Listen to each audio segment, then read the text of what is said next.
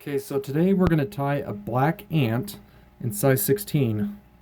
First, we're going to take the thread and we're going to start it here at the eye of the hook. Um, and we're going to take this thread, snip off the excess. I'm going to wrap this thread a little more back here to the bend, just about. And this is a simple black ant, just so you know, I forgot to mention that.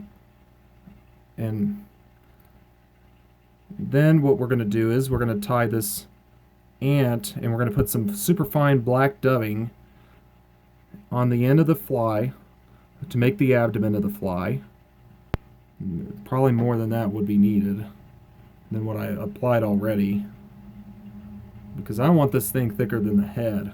Because when you look at an ant, they actually have a very thick abdomen, actually.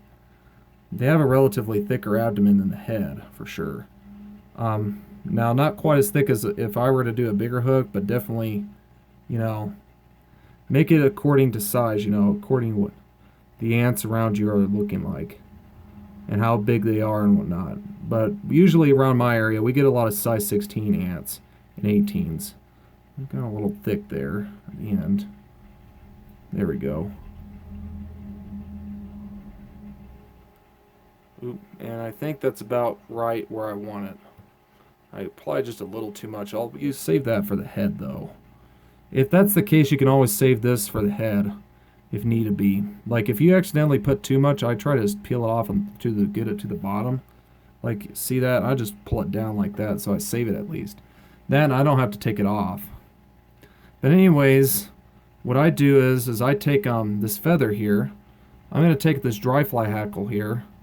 This is not the best dry fly hackle I have, but it is good for the money, I guess. When I first started, I bought this, but anyways, I'm going to start this hackle. I'm going to wrap it up like this.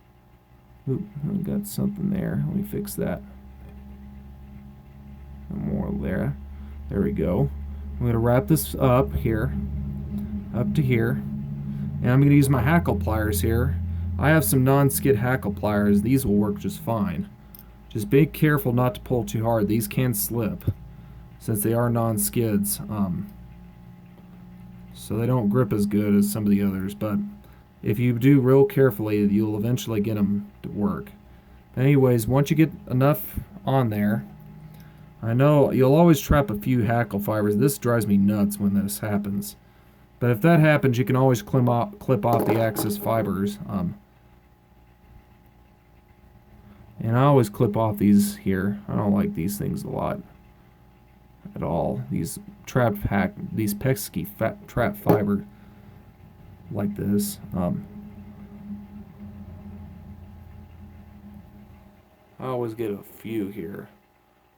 I still have a few not cooperating here. Fix that one. I'll just trim that one out instead. And that one. That's just part of the feather I still haven't trimmed out. But anyways, you want to take this again. You want to take it. I'm going to spread out this dubbing. I don't want it too thick this time. I want to make sure I make a head out of this now.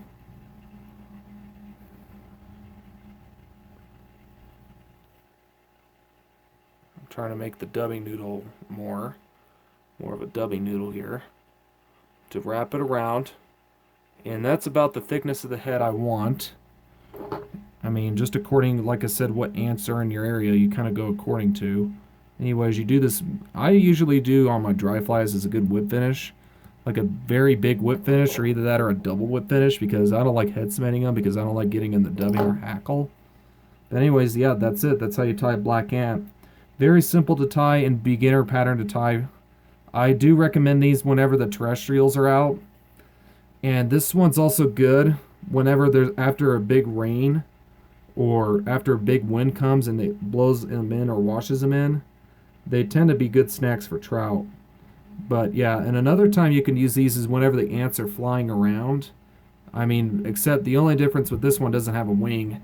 I mean, you could add a wing to it, like a CDC wing or something like that, and it'll still work, and it works good for the flying ants, but this is just a standard ant. But either way, it's a good pattern for ants in general. And it's probably one of my favorite terrestrial patterns because they're probably, I think, personally, in my opinion, they're probably the best terrestrials to get. But yeah, thanks, guys.